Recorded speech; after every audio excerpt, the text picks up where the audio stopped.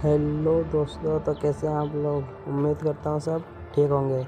तो आपका जो केमिस्ट्री का है वो पेपर आ चुका है 2025 का, जो कि बीएससी फर्स्ट ईयर का है। रेगुलर या प्राइवेट कोई सा भी हो, आपका जो पेपर है 3 घंटे का होने वाला है और जो उसके नंबर हैं वो हैं 70 नंबर होंगे। और ये पेपर हमारे पास आ चुका है और यह पेपर बरकतुल्लाह यूनिवर्सिटी भोपाल का है। चलिए हम एक एक करके इसके क्वेश्चन देख लेते हैं। अभी इसके आंसर हमने प्रोवाइड नहीं कराए हैं। अगर आप कमेंट करके बताएंगे तो हम अगले वीडियो में आपको इसके आंसर प्रोवाइड करा देंगे। अभी हम सेक्शन ए यानी खंड आ में जो प्रश्न दिए गए हैं उन सभी प्रश्नों को देख लेते हैं। तो सेक्शन ए में हमें प्रत्येक प्रश्न के 50 शब्दों में देना है, जिनमें से किन्हीं 2 प्रश्नों को करना है। सभी प्रश्नों के अंक समान ही होंगे। तो जो हमारा पहला प्रश्न है वह आने वाला है।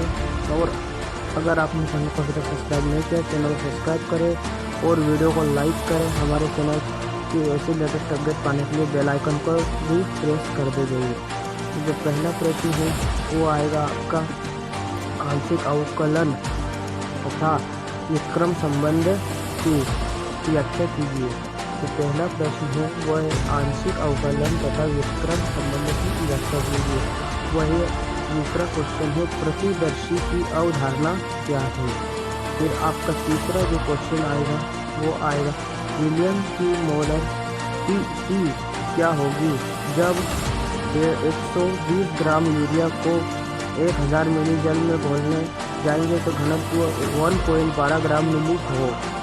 और फिर आपका चौथा जो प्रश्न है वो है क्रोमेटोग्राफी के लिए निक्षालय विधि का उल्लेख कीजिए। निक्षालय विधि का उल्लेख कीजिए। फिर आपका आता है खंड ब यानी सेक्शन बी। इसमें किन्हीं 4 प्रश्नों के उत्तर हमें देने हैं। तो पहला जो प्रश्न आएगा वह है उच्चिष्ट एवं निम्निष्ट को बताइए। जो उच्चिष्ट है और एवं निम्निष्ट है उन दोनों को बताइए। फिर दूसरा है रस समीकरण मिति की गणना समझाइए। फिर अगला आपका जो आएगा वो आएगा रेखीय प्रतिगमन एक्स वाई प्लॉट का निष्पादन क्या है। फिर अगला है रासायनिक विभव की अवधारणा की व्याख्या कीजिए। फिर आपका जो 9वां है वह है अधिशोषण वर्णलेखिकी की क्रिया विधि को व्याख्या कीजिए। फिर अगला है आपका 10वां हुक के नियम को समझाइए। फिर आपका 11वां आएगा वर्णमापी की संरचना को समझाइए। फिर आपका सेक्शन सी यानी खंड स में जो प्रश्न है उनमें 2 प्रश्नों के उत्तर देने हैं और 500 वर्डों में देने हैं। तो जो आपका 12वां प्रश्न है वह संरचनाओं और आणविक सूत्रों के चित्रांक हेतु सॉफ्टवेयर के उपयोग को लिखिए।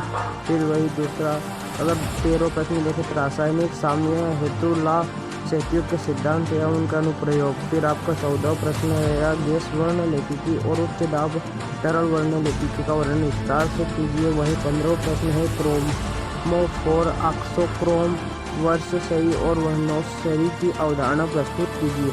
यहाँ पर आपके पूरे 15 क्वेश्चन पूरे होते हैं। यहाँ पर आपका section C, section A, section B पूरा कंप्लीट हो जाता है।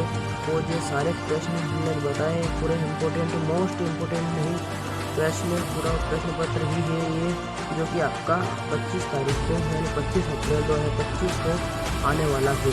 धन्यवाद। चैनल को सब्सक्राइब करें।